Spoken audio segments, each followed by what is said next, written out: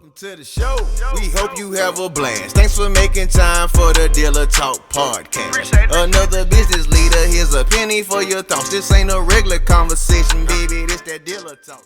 What up? Welcome to another episode of the Dealer Talk podcast. This is your host, Herb Anderson. Thank you so much for tuning in.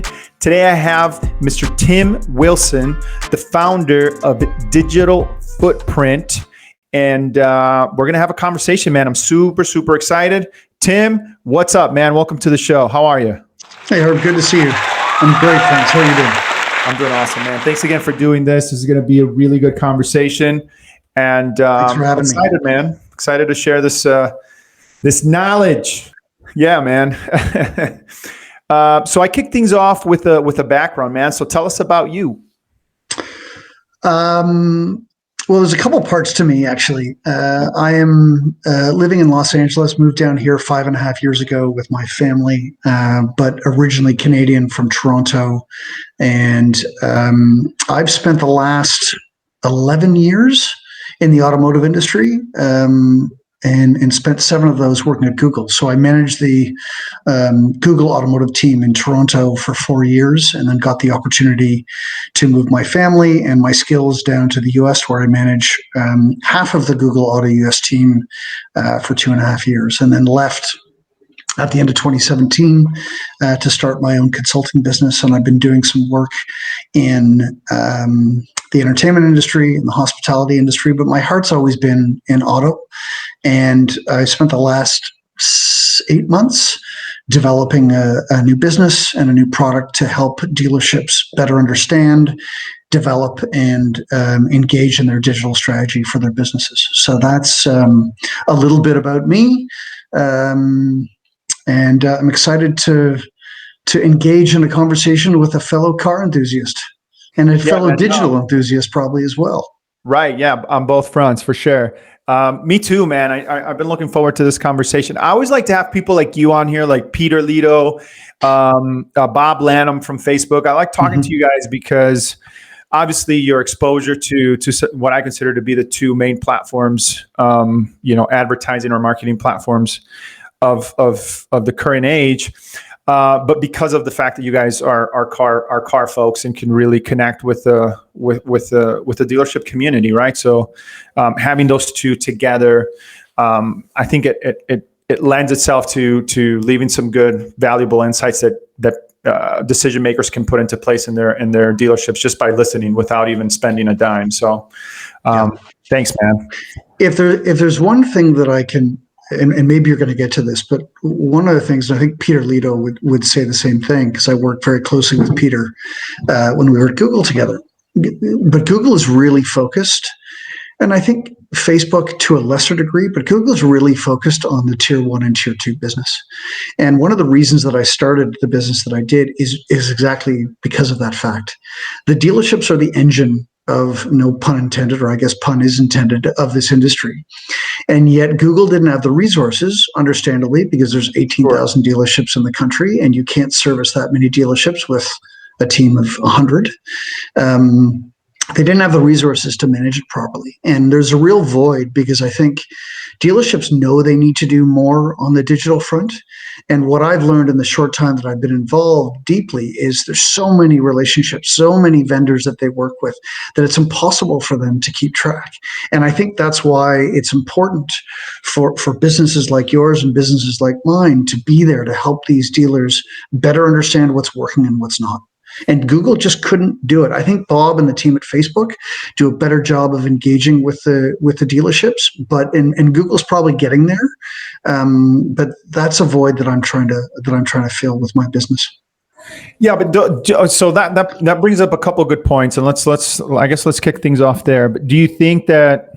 Well, not do you think? I mean, it's the reality. But both Facebook and Google kind of leave that to the agencies, so to speak, to work directly with the dealerships and kind of manage that. So, I mean, the answer is yes. But Google knows full well that these agencies are also selling a lot of other services as well, website development, SEO, SEM is part of that. Google knows if they had their own dedicated, or I think if they had their own dedicated team, they'd be able to get a lot more money from those dealerships. They just haven't figured out a resourcing model to make it work. Do you think that lends to, and listen, I mean, this may be a controversial question, so I don't want to put you on the spot if you don't want to. No such thing. No. But do you think that leaves the dealerships vulnerable because agencies now can take advantage of them because they're not, they don't really have a direct tie into the source? Yes. Let's be frank, Herb, I wouldn't be working with the dealerships that I work with and asking the questions that I'm asking if the dealerships felt they had a good sense of what they were doing on Google. They spend $10, $20, $30, $50,000 a month on Google. Are they really getting that information, that data, the measurement, the back end that they need to really understand if that money's being well spent? And because they're spending less on TV and radio and more on the digital side, they need to understand that as part of their business. It's a big expense line in their monthly budget. Yeah, and that lends that kind of is a great segue into my next question too. And you and I talked about this when we were talking about doing the show, and how can we bring value to the dealership community. So I want to bring that up here publicly, but. In the world that we live in today, do we need to start thinking about internally at the dealership of having a role that's some sort of data analyst or, like somebody that's looking, that all they do is they just look at data from all these different sources, get rid of the stuff that doesn't work and use the stuff that can actually help the dealer, or at least partner up with somebody that's not selling them anything, but that's like looking at that stuff just to keep everybody honest? Bold 78-point font, underlined 3 times, yes, is the answer to your question. As I said, from a marketing perspective only, dealerships work anywhere from 10 to 20 different vendors for marketing. Just from a marketing perspective, whether it's digital retailing or SEM or SEO or social, like it's immense. The data that they have access to, the data that they can analyze and measure, it's a treasure trove. Mm-hmm. But they're focused on what they do really well, which is to sell and fix vehicles. If you want to move to that next level, get from 100 to 150, 150 to 200 cars a month, you really need to start looking at where those dollars are going and what those dollars are delivering for you from an ROI perspective. And there's no better person to do that than somebody internally or somebody who works on behalf of you, which is, I hate to shamelessly plug ourselves, but that's what we do. And I think there's going to be more and more of a need for that as dealers try and figure out how to navigate this digital ocean. Yeah, no, I totally agree. And again, I mean, that's what I do. That's why I have the business that I have, right? So yeah. It's funny because I've brought this concept of multiple times, and as soon as we're done like recording the podcast, the guests will always ask me like, "Dude, are you trying to like not have a job or what's your deal?" And it's like, yeah, man. And in essence, I am. Like, I would love for dealerships to kind of take control of that. Because I'll speak for my company, but we're limited, man. Like I can only work with a handful of dealerships, and then after that, I don't have the capacity. Right. And I just feel like it's a disservice to dealers to not have that position internally and just work with somebody themselves that's employed there and that's looking at everything all day, all the time. I've said to my clients, my job is that I don't have a job with you, right? When all is said and done, I want to get you to a point either where you hire somebody internally or you feel comfortable enough doing what it is that we're doing on a month in, month out basis. But until then, I am happy to be a partner for you. Like I think I'm a pretty cost-effective marketing person for a dealership. Like, I work a certain number of hours a month. I go and see all my clients once a month, and it's very effective for them, I think. Yeah, the model works. I think for now, like I said, I mean, we're just limited to how many people we can work with, right? And Yeah. so, Yeah, that's right. let's expand on this for a second. So one of the main reasons for this role too, for this position, and whether it be a vendor like us or be somebody internally at your dealership, is this what's people are calling a buzzword, and the word is omnichannel.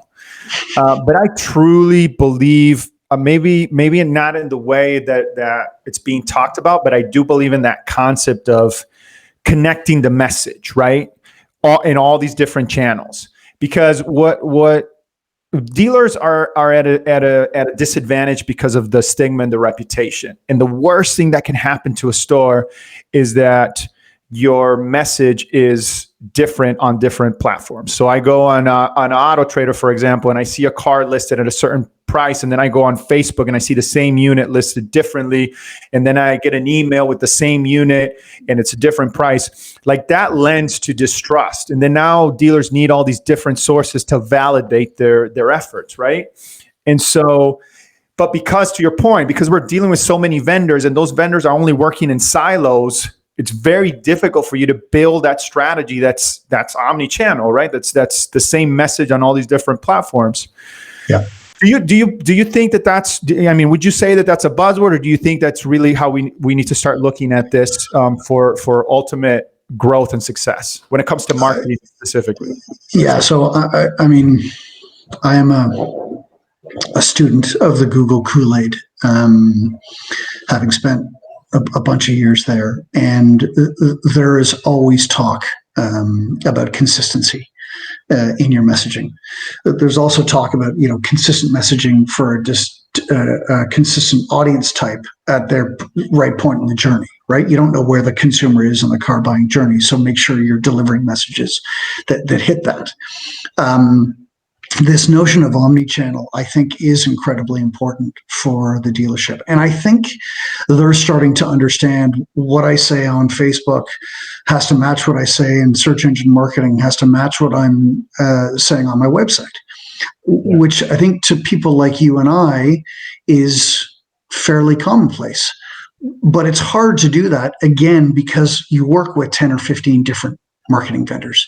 And again, back to your earlier question of having somebody who is in charge of that, who's holistically looking at that messaging and understanding, are we giving out the same fusion offer on every single platform that we're talking about, is a really important question, because they need to deliver it. They need to create trust in consumers. And this is a great way for them to do it. So yeah, I think omnichannel is incredibly important, and I think some dealers do it better than others. But I think it's really, really important, and I think they're all sort of catching on to that fact. Yeah, no, I agree. That's kind of been my, for the past 2 years, that's kind of been my, kind of my go-to approach and strategy. Is just, let's reduce some of the clutter, and let's really work with less, but let's make that message consistent on all these different platforms. Yeah. Do you, so do you think that we overcomplicate it? I had Peter Lito on the show. We talked about that, and he made some good points that really made me kind of really think about, all the stuff that we do. We have all these vendors, we have all these partnerships, which makes it really hard to attribute. But then the conversation always goes to attribution. It doesn't matter what you do for a dealership. When you sit down for your monthly consultation, there's not a lot of consultation going on. It's just a lot of, hey, this is how much we're spending. What did I get? And it's really hard to attribute because you have all these different things going. So how can you put your finger on something and be like, yeah, this is working effectively and not? Do you think that we're doing too much, that we have too much partnerships, quote unquote? Yeah. So I've always said that the automobile business is the easiest and the hardest at the same time. It's the easiest because there's one KPI, move middle. That's all, move and fix middle. It's hardest though, because there are so many layers, tier 1, tier 2, tier 3 of the OEM down to the dealership, but also the various moving parts within a dealership, and marketing is a big part of that. I think we have overcomplicated it, but I think it needs to be complicated because dealerships haven't figured out how to enmesh all that data into, I know what my cost per lead is. I know what my cost per vehicle is. I know what's working. I know what's not working. So I know what I'm going to use from a marketing perspective next month. That takes time. That takes energy. That takes a resource, like we talked about a couple of minutes ago, who's solely focused on looking at everything, looking at all the disparate data and measurement that they've got to say, this is working, this isn't. And until they see that, my guess is that there's going to be thousands of dollars a month that are not being properly spent, that are not being efficiently spent. But it is complicated. It's a complicated business. And I think we have to recognize that fact. I don't think there's a way to simplify digital retailing from social, from SEM, from SEO, from YouTube, from all the things that we do day in, day out on a dealership. It's hard to simplify that, but there is a way to amalgamate all that information to make smart decisions moving forward. Do you think that a dealer would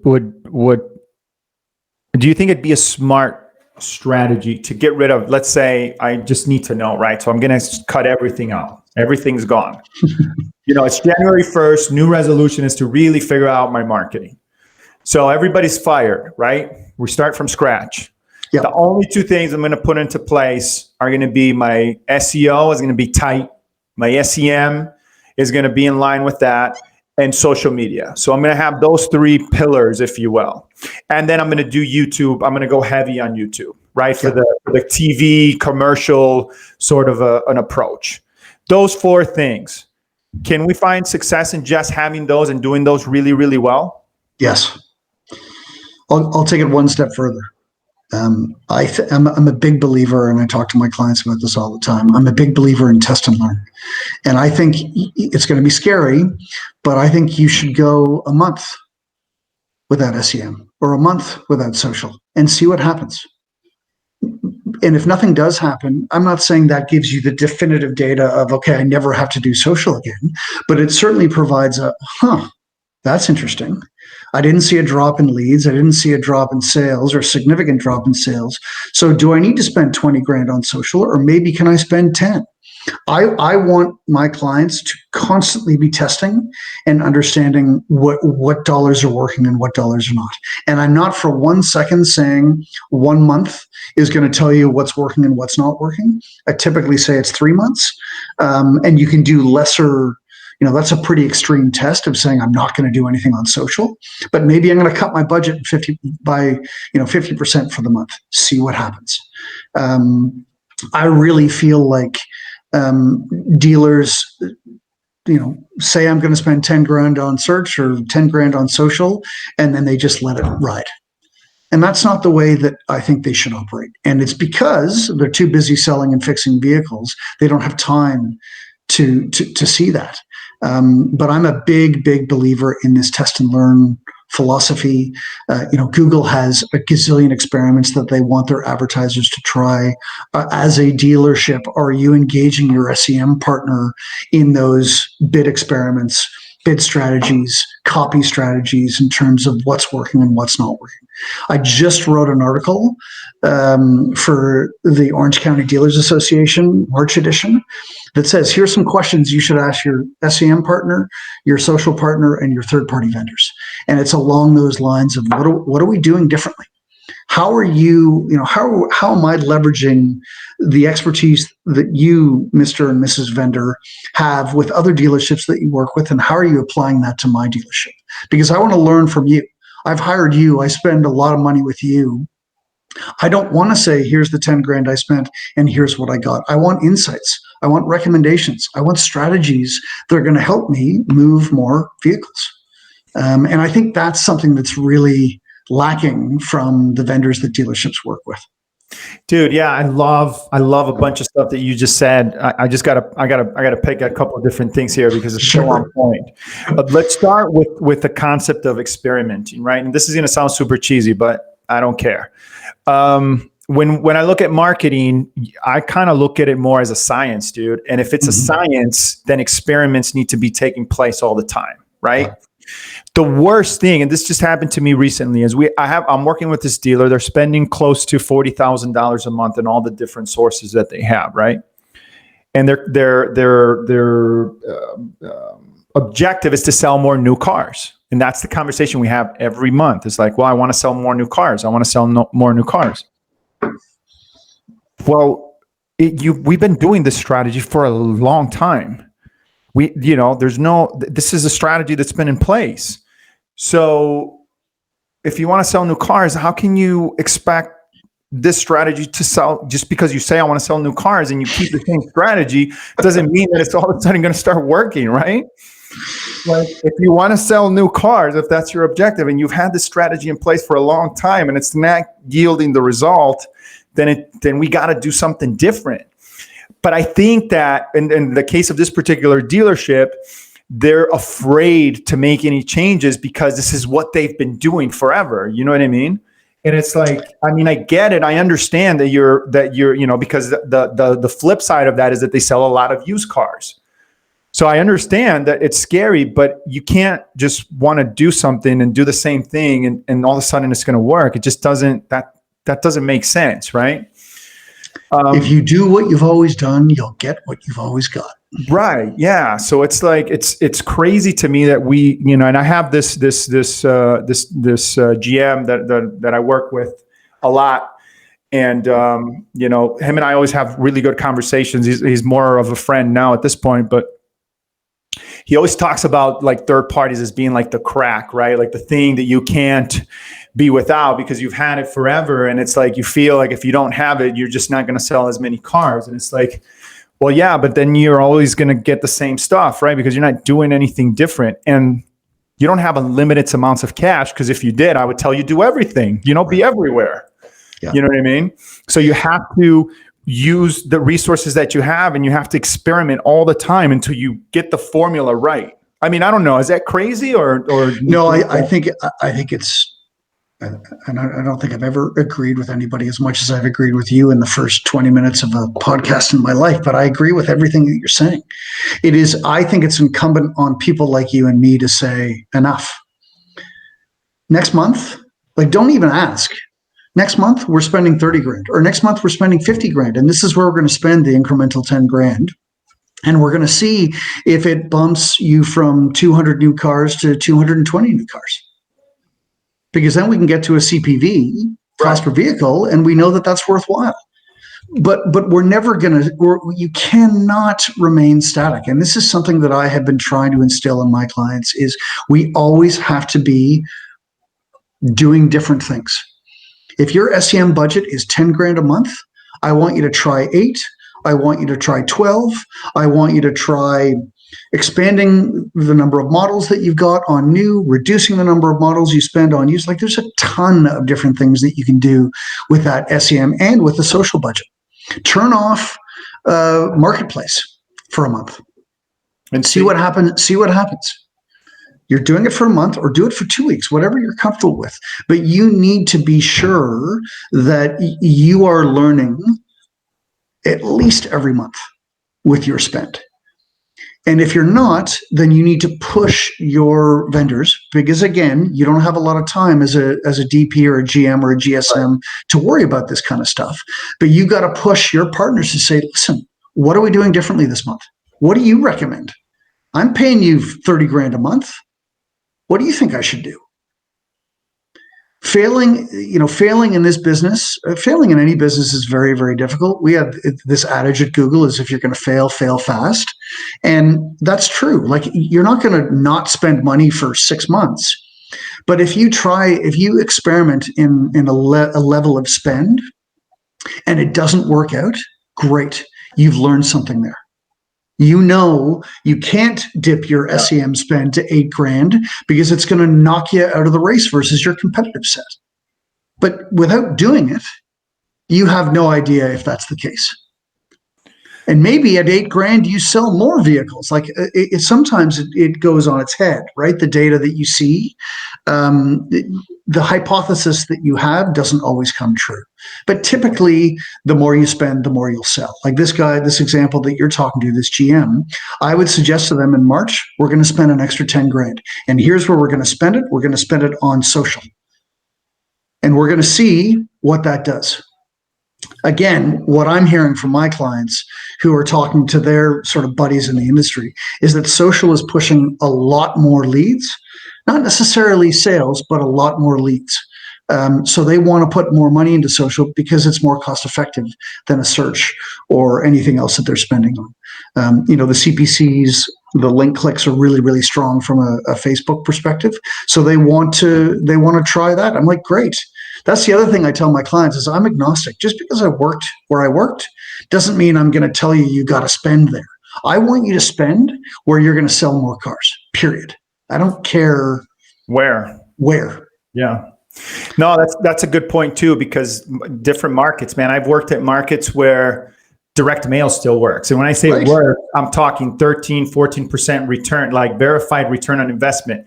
Does that mean that I should do direct mail? Absolutely. You should be doing direct mail, until you ride that bus until the wheels fall off if you're getting those kinds of returns, right? So the experimenting part, I think it's key. And I think that we don't, and I say we because it's not just the dealers, and quite honestly, I don't think it's the dealers' responsibility to be doing that. I think it's, to your point, it's the partners, the people that they partner up with that should be making those calls on their behalf, and we're just kind of collecting the check, and the dealer's not complaining or anything. So great, we just keep getting paid, and we're doing a disservice, right? Yeah. So I love that, man. That's really cool. Can I jump on a soapbox for a second? You talked about DM. I know that there's a lot of dealers out there that are still doing television and radio. And again, I'm going to go back to my agnostic comment of, I don't care where you spend money, but I want you to be able to prove to me that money that you're spending is delivering leads and therefore delivering sales.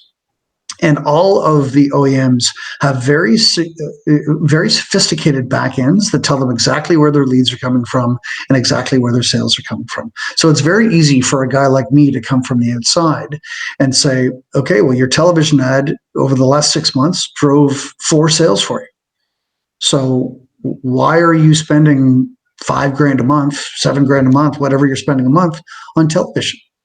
Well, I just am. I got to do it. That's not the mentality that you need to have in today's day and age. Those dollars need to be much better spent. The one caveat I'll give on that is I did analysis for one of my clients, and they did a radio remote, which is, over a sales event. And they said, we sold 20 more cars than we normally would have over that weekend. I'm like, well, then that's your ROI. You should do radio remotes. Again, I don't care where you spend your money. I just want to make sure it sells you cars and delivers you front and back end gross. That's all I care about. So as a DP or a GM or a GSM, please look at where you're spending and make sure you're getting an ROI for that spend, which is selling cars that are directly attributable to that spend. That's the end of my soapbox. Yeah, no, that makes total sense. I mean, that's why, I know we're in the digital age and everything, but that doesn't mean that traditional shouldn't be a part of your mix. I think that it's still, but here's the thing, you can't do traditional just because you've always done it. Yes. Right. And you got to be able to attribute digital to your, or your traditional to your digital, to your digital performance. How? Well, if you're running a TV commercial, get a list of your schedule when your spots are going to run, and then go into analytics and see, did it spike? Did you see a spike in website traffic? Yep. When is that commercial running? Oh, it's running Tuesdays at 3. Great. Go into your analytics and see, did I get more people going to the website during that time frame? Or more people in the store. right? Right. Or did the foot traffic, did you see an increase? Like or you got phone calls. Like there's tons of different metrics that matter to these guys. So yeah, I mean, there is a way to find that ROI in traditional, but you got to work at it a little bit, and that's hard because these guys and gals are running around 14 hours a day trying to sell vehicles. Right. So you said something that caught my ear, and I wanted to talk about here. I don't think I've ever had this conversation on the podcast, so I don't know. We'll see where this goes. But leads. You talked about leads. Yes. I'm not a big fan of leads. Maybe it's because of my Cox Automotive days, but I've been brainwashed against leads. You know, that's all that we sold against was like, oh, I didn't get any leads. Yeah, but we had obviously an answer for that. Yeah. Does it matter really in this day and age if I get leads or not? Is it more VDP based or website traffic based, or what is it that we should be measuring in order to measure, right, the performance for our digital marketing efforts? It's a great question, and I literally, before I joined this podcast, was working through a spreadsheet that talks exactly to that, which is when are sessions important, when are SRPs important, VDPs, leads. Like it's the funnel, right? You've got your sessions that lead all the way down to the sale, and there are certain forms of marketing that are going to deliver certain types of results, whether it be like SEO. If you think SEO is going to deliver you leads, you're wrong. Yeah. SEO is going to deliver you sessions, which could lead to SRPs, but really it's about sessions. SEM is probably more on the SRP VDP side. Lead gen, like Auto Traders, all the Cox stuff, that is leads. They are delivering you leads. Oh, but they're not lead generators, man. So right, of course. You're right. You're right. I apologize. So the answer to your question is every single layer is important, right? You have to track what's happening on your web traffic. You need to understand what SRPs are they going to, what VDPs are they going to, where am I getting leads? Because ultimately the leads are the final step, before sales. So yeah, I think leads are important, but not all leads have been created equal. And here's a perfect example. And again, no disrespect to the third-party vendors, but in a 2-year analysis period I did for a client, the conversion rate on a lead from a third party is about 4x lower than it is on a Google or a Facebook. Because there's a lot of tire kickers that are going to the various third-party sites, but that's good data and that's good information. So I know I've got to get more leads from them in order to convert to a sale. That doesn't mean that they're not worthwhile partners to engage with. But as you build that data muscle, that measurement muscle, you'll be able to understand and see very, very quickly what you need from every layer. How many sessions do I need? How many SRPs? How many VDPs, leads, et cetera, to get to that magic number of whatever sales you want on a monthly basis. So a long way to answer that they're all important. And it's important that you look at all of them because they all lead to that final sort of mecca, which is a car sale. You know what? I love that. I love that breakdown, and in particular, you talked about not all leads being equal. I think that's very true. I think a lot of companies like to tout, well, I got you this many VDPs or these many SRPs, but that does, you can't really put your finger on that. And on the other end, if you just measure them on the lead basis, then you wouldn't be paying the amount of money that you're paying them because the quantity there is just minimal at best. Yeah. For me, and I don't know, I just kind of want to get your take on this. My philosophy is drive people to your website. You have to have two things. And I think one of them has been taken care of for us through social media and through Google, and that's the ability to capture consumer intent and drop them into your sandbox. But that's not enough, though, because if you drop them in your sandbox and your sandbox is dirty, then the customer is not going to want to stay there, right? So the other element to that is your website needs to be able to handle that traffic. And you need to be able to convert that traffic from your website, which to me is the highest probability you have, because once they're on your website, it's just you. Now they're just looking at your inventory. There's no competition. If you do things right on your website, then you should be able to funnel that customer down and convert. Now, and I'm not saying that you're going to get more website leads. That's not what I'm saying. But you're going to sell them on the digital experience, and then that customer is ultimately going to come in. I don't know. I mean, that's a philosophy that I kind of apply, and it seems to work. Like whenever we drive quality traffic to the website, and the website is ready to handle that, we just see an increase in sales. What are your thoughts? I'm going to yes and that. So yes, that is true. And I think there's a really important element that a lot of dealership websites are missing. And I've looked at hundreds of them over the last year. And that is very simply, the vehicle needs to be the hero. Why am I seeing a splashy banner with exploding stuff in what I call above the fold on the homepage? Why are you not showcasing every single vehicle or every single bucket model of vehicle that you have right when I get there? Because if I'm a new user and I've clicked on SEO or SEM or Facebook to get to your website and I'm on your homepage, guess why I'm there? I'm there because I want to see what vehicles you've got. So don't make me scroll all the way down, even a little bit down. Put those vehicles front and center, right at my eye level, top of the page. And if they do that, I think that will also help generate more interest, generate sort of deeper activity into the SRP, VDP level, because you're giving them what they're looking for right off the bat. You're not making them search for it. You're saying, here it is. We know you're here to see our great vehicles. Here they are.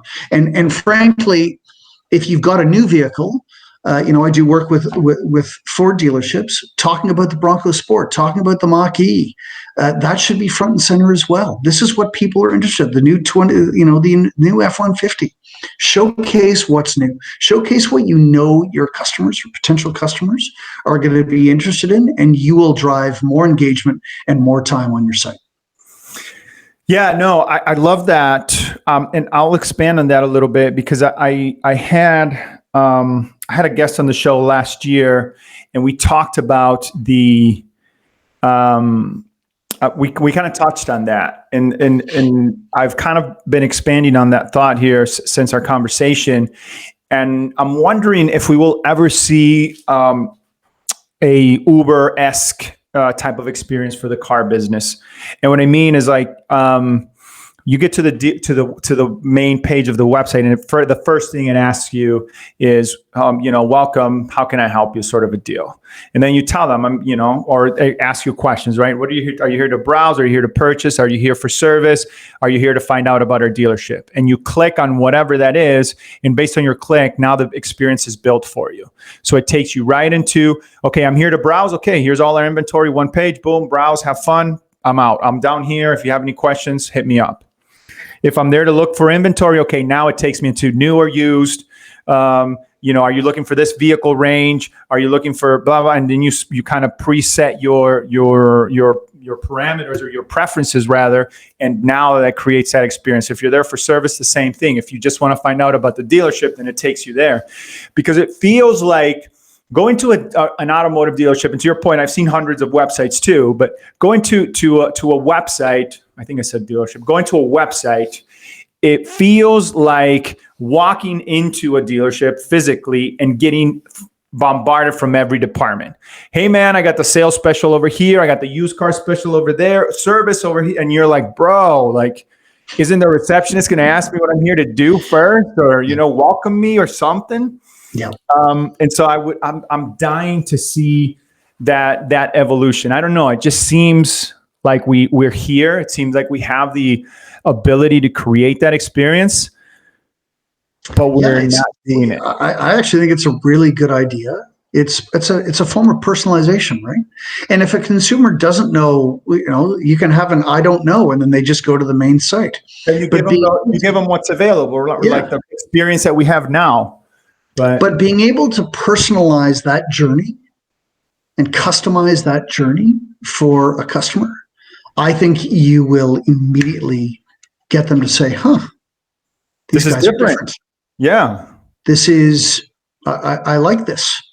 And, I'm not going to say that there's going to be an expectation around an Amazon or an Uber, as you say, but I think if you could make strides as a dealership to say, we know, the main things that people are looking for are sales, service, directions and hours, financing. Okay, well, let's create 4 experiences along those 4 lines. And it meshes well with my original point, which is if you know that Herb is there, if Herb tells you that he's there to see your lineup of vehicles, boom, that's all you see on the page. Yeah. Here they are, either individually or bucketed, whatever you want. That's a great experience. You're taking care of me as a potential customer because you're giving me exactly what I'm looking for. And that's why Google works so well, because as you say, it's a search engine of intent. So if I click on a link to an F-150 and you take me to a Ranger page, that's not a good experience. Right. I got to go to the F-150 page. You are taking it to a different level with your comment, which is I'm coming on my own, because a lot of traffic is either organic or direct to a website. You let me customize the experience that I want. I really think that's a good idea. Yeah, man. I hope to see that in the not too distant future, because again, I feel like we're there technology wise. I think that we can totally create that. And I think that in the beginning, the stores or the group, whoever goes with that concept, I really think that they're going to have something different to offer, because it not only does it feel cluttered and bombarded with all these different, like you're like sensory overload. I feel sometimes when you go to the websites, and some definitely more than others, but it just doesn't feel like it's for me. It feels like it's for the dealer, right? Right. It's like what the dealer wants to impose on me, and that's not a good. It's not a good buying experience. You know what I mean? Agreed. Cool, man. So we're getting close to that time. I want to give you 5 minutes to tell us more about your deal and how people can connect with you. And but before we do that, there's a question that I was dying to talk with you about, because it's been a topic of conversation of mine for the past couple of weeks, and I'm learning too. So I'm hoping to pick up a couple nuggets here from you. But Google came out with the listings, right? So now you can put your listings on your GMB, on your Google My Business page. What should we think? And I'll start with my thoughts, and I'll let you expand. So, number one, I have a feeling I know where this is going, but I'll let you go.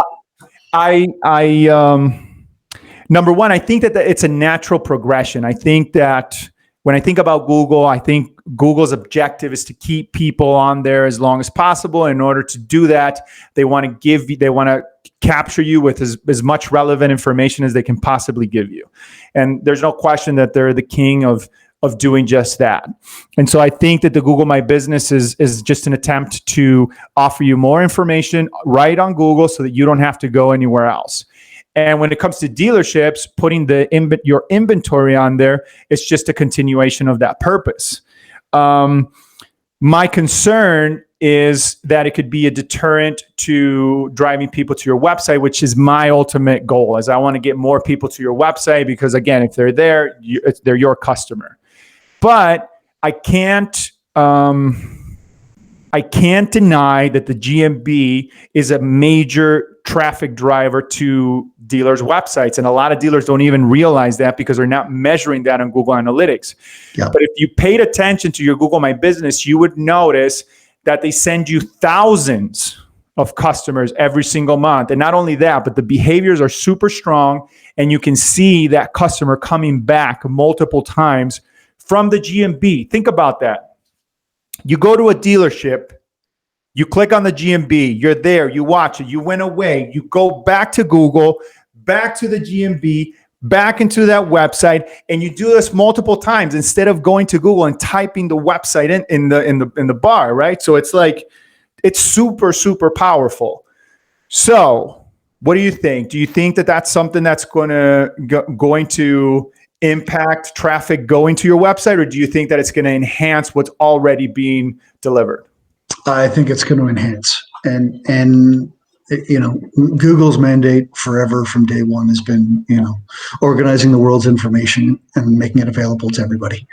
And yes, Google wants you to stay on Google, but they also recognize that they're getting paid when you leave Google. So that's not a bad thing either. Sure. GMB, I think, has been a brilliant investment and invention from a Google perspective. And I look at it a couple ways. You talked about being able to add the listings onto your GMB page, which is just a natural extension of what they're offering from a GMB perspective.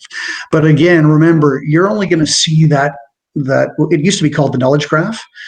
You're only going to see that GMB page when you type in a dealership name. But if you type in, GMC Sierra, you're not going to see that GMB page. So I think what Google has decided is we want to provide relevant information for the consumer. The most relevant information we can provide as it relates to a car dealership is their inventory. So why don't we showcase some of that within the listings area or the bottom part of the GMB page? I don't think it's going to deter anyone or it's going to make anyone stay on Google. I think it's going to entice a user to actually go and explore more, especially if they see a model and a price that they're interested in. And I think what Google is trying to do, and I don't know, I haven't been there for 3 years, so I'm very much out of the loop, but I think they see this as an organic way to gather information that eventually I'd like to think they'd give back to that business, whether it's a dealership or whether it's any kind of business, and say, hey, listen, this is where people are clicking. This is what people are interested in. I don't think they're ever going to monetize GMB, but I think there's a way for them to package up the back-end analytics and data that they are collecting about that. To your point, dealerships don't even know how many GMB leads they get or GMB visits they get because they don't track it in GA. Yep. But Google wants to be able to say, listen, this is a way for us to show that we care and we want your business to succeed. Here's some data and some analytics on the back end. Make sure you hang out with Google some more. I think it's an indirect play for more SEM dollars because they're up against a lot of competition. Facebook is one, but I'm telling you, you got to watch out for Amazon for these for these media dollars. Yeah, the biggest, I cringe. You don't understand. That stuff keeps me up at night. Because if they really start to step into that space with media or buying a Carvana or a Vroom or something like that, it's going to get real interesting real fast. Well, and Herb, it's going to happen. I mean, they bought Whole Foods, and nobody on God's green earth thought they were going to. What?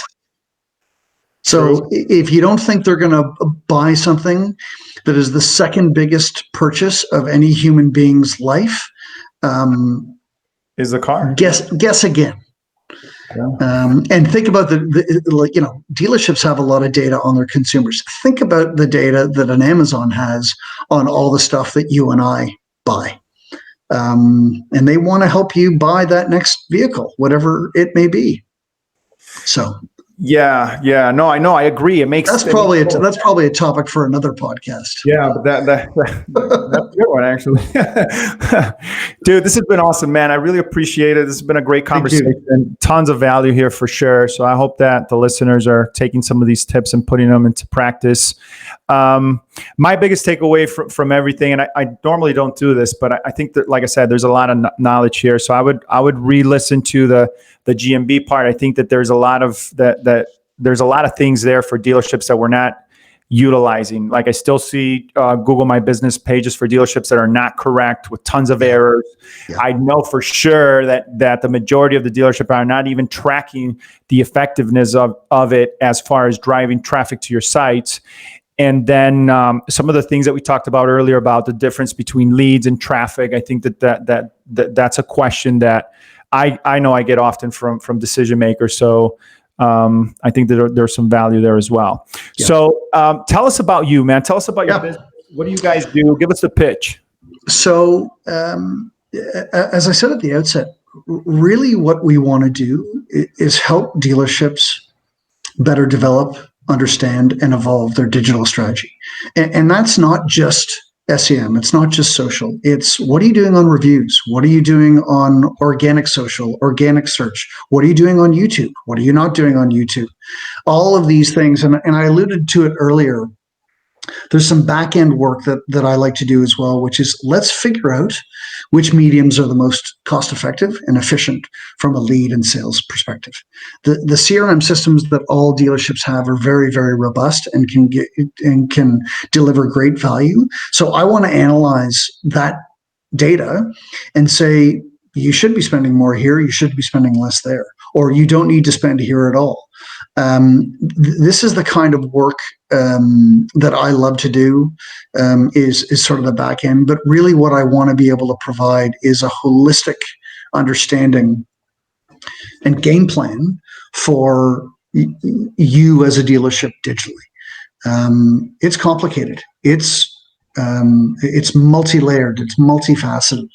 And, as we talked about at the outset, if you don't have a marketing person or somebody who's looking at the back end data within your shop, it's important to, because my guess is there's some efficiencies and some effectiveness that can be gained in the dollars that you're spending. And I pride myself on being agnostic. As I said, I don't care where you spend your dollars. I really don't. I just want them to be spent where they're going to drive more service ROs for you, or they're going to drive more newer used sales.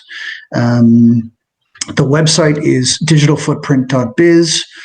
My email is tim@digitalfootprint.biz. Feel free to send me a note. And even if you have a question or two, I spend a lot of time, working with dealer associations, answering questions that they have. I'll do, I haven't done a 20 group, but I'd love to come in and do a 20 group presentation on a specific topic. There's lots of things where I think I can help, and would love to help. So do not hesitate to reach out, tim@digitalfootprint.biz. And Herb, thank you so much for having me. I love these kinds of conversations. I love geeking out with other fellow car enthusiasts, and it's a pleasure to talk to you. And I hope we get to do it again. Yeah, likewise, man. No, this has been great. So everything as far as contact information, if you guys want to connect with Tim, do a demo or whatever, we're going to put out all that information in the show notes. So if you're listening to this on the podcast platform, go to the show notes. If you're watching this on my YouTube channel, go to the video descriptions and look for the links there so you guys can hook up. Okay, so there is one question that I ask everybody that comes to the show. But before we do that, I've been toying with the idea of something, and I wanted to get your perspective because we're kind of in a similar line of work. Mm-hmm. And what I notice a lot is we have all this technology. It seems like they've been that. I don't want to say empires, but it seems like some empires have been created on the backbone of dealerships when it comes to creating technology, which is great. I mean, I love it as far as, putting resources out there. But it seems like all these companies create all this technology and then they repurpose, repackage it, and resell it directly to your competitors. And so it's like, if everybody has the same widget and the same tool, who has the advantage? So my thought has been, or what I've been toying with, is this idea of, does it make sense for dealerships with the elimination of borders due to the internet and things of that nature? Does it make sense for dealerships to expand and go out to software companies and things of that nature to build their own widgets, like their own CRM or their own digital retailing tool that's custom made for their internal processes, the way that they do business, the uniqueness of their market, the specificity of their brands, all those things. What are your thoughts on that? So my gut reaction is no. That doesn't mean I'm right, but that's my gut reaction.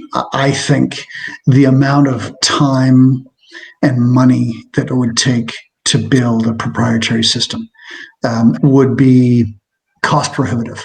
Now, let me throw a caveat on there. If you are one of the mega empires from a dealer group perspective, that may be worthwhile. If you've got 50, 100, 150 rooftops that you're working with, I'm sure some of them are already doing that. But I think if you are part of a smaller dealer group, and I've done some work with a dealer group that's got 8 or 10 rooftops, Ray seems to be the way that people want to go, and they're a big player in this space. I think it's hard to get those software companies to say, I'm going to build something custom for you unless you are a behemoth. I like the concept. I like the idea because I think there's a lot of improvements that can be made. And you're right, they do white label it and license it, and it's cookie cutter. I just don't know that there's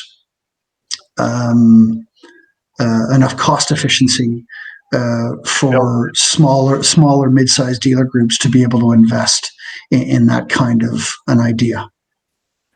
Yeah, I know, man, but I think that, I don't know. We'll see how. It's the first time I've said no. I've disagreed with something that you said, by the way, on the podcast. So every other thing I've said yes. No, that's awesome. I mean, it's good to get perspective. Yeah. I think that there's something there, man. I think that there's maybe a CRM is like a bit much, but I don't know if you're trying to build a scheduler or something minor, a lead widget, a lead generating widget or something like that. Maybe it makes sense to do that yourself and just, because there is a lot of things that are unique to your dealership. So many times I walk into to talk to a dealership and they're like, this tool, like it only does this part of what I need. I wish it did all these other things. And it just seems like personalizing that experience would be, I don't know. When you were talking, because I think you're right. One of the things that I think needs some work is the chat functionality within the website. I think it's very clunky. I think it is intrusive. And I think if you could find a way to have a more elegant way to communicate with a live person on the back end, I think that would be well worth its time. But yeah, I was really talking about the CRM, the DMS, all that stuff. I think you're just going to we have to use what we've got because it's just too big an undertaking. I mean, I'm sure somebody's working on it. It would not surprise me. But I think for the smaller ones, yeah, I think there is opportunity there. I think that is a smart idea. Yeah, we'll see, man. We'll see what happens. Okay, so there is one question that I ask everybody that comes to the show, and that question is, where do you see the automotive industry headed in the next 5 years, and why? Well, let me start off with the obvious. I think we're going to see a larger percentage of the vehicles sold being electrified, and I'm talking BEV and PHEV. So we're going to have hybrid and electric. Mm-hmm. That's with GM and Ford and all the recent announcements in the last few weeks. I think that's a fairly obvious answer. Yeah, GM's going all EV by 20 something. 20, yeah. And not that the commercials were that great, but the Will Ferrell ad was the best of the bunch at the Super Bowl. So, oh yeah. No. So I think that's one that we're seeing. I think from a dealership perspective, and this ties into what we've talked about today. I think you are going to see, the dealerships are already shifting more and more to digital, spending less and less on the traditional side. I think they're realizing that there's more that they have to do. I think you're going to see in the next 4 or 5 years, more people say, Herb was right, Tim was right. We need somebody on the data side or on the marketing side who can look at this in a lot more detail, look at the data and see if and what we're spending is right. I'm already talking to dealerships about that. I'm sure you clearly are as well. I think that is a trend, a shift that we're going to see more and more of. And frankly, it's a good investment. It's really, I mean, that to me is money well spent, because if you're spending 60, 80, 100 grand on that kind of a resource, and they can save you hundreds of thousands of dollars or help you sell hundreds more cars, you more than make up for that spend. So that's a big one. And I think finally, from a media perspective, I think you're going to see, and this is something that we've seen in research from Google for years, you're going to see a proliferation into video. People using video more as a selling tool, not just as a branding tool, but as a call to action. Some of the clients that I work with are seeing great results from some of their 30-second, 15-second ad spots, but I think we're just starting there. And I think more people, again, back to the test and learn, that's something that you need to test and learn is video. I know it could be expensive to produce, but there's lots of shops out there that do great work cost effectively. Test it, try it. I'll go a step further there. I also think the future should have, the dealer should have their own content creation team within the dealership. Absolutely. Like, not just the photographer who takes the pictures. I totally agree. Video, 100%. The whole deal. Yep. Yeah, for sure. Yeah. So there it is, folks. Dude, this was amazing. Thank you again so much for doing this. Thank you. I really, really had fun with this conversation. I really hope that it translates to the audience, because this was a lot of fun, and I think there's a lot of good insights here. Thank you, everybody, for tuning in. That's all the time that we have for today. And as usual, we'll talk later. We only host a well-respected. The vendor LexisNexis. We don't sell digital marketing. What you do? We inspect it with our DT vendor management solutions. We come in like the EPA to clear out the pollution. Take the trash out. Go keep your P&L clean. Your inventory. From product pitches, meetings to cost negotiations, your vendors have you swamped. You have cars to sell, but most of your time goes in managing your vendor relationships. Wouldn't it help to have someone navigate the way ahead? Enter Dealer Talk Vendor Management Solutions, a filter between you and your vendor so you only have to deal with what's most important. We inspect your digital data to get optimum results for your money. Here's what we do. Give you an accurate idea of what's working and what's not for every digital service. Get vendors to submit monthly highlights, lowlights, and recommendations. Sift through their data to give you those metrics that matter. Evaluate all package, content, or cost changes and product pitches. Do monthly marketing budget analysis to ensure better ROIs. Finally, we give you concise reports and monthly videos with actionable insights. Now, you can focus on what really matters: selling cars. Contact us today and your first 30 days are free. Let's build your business together.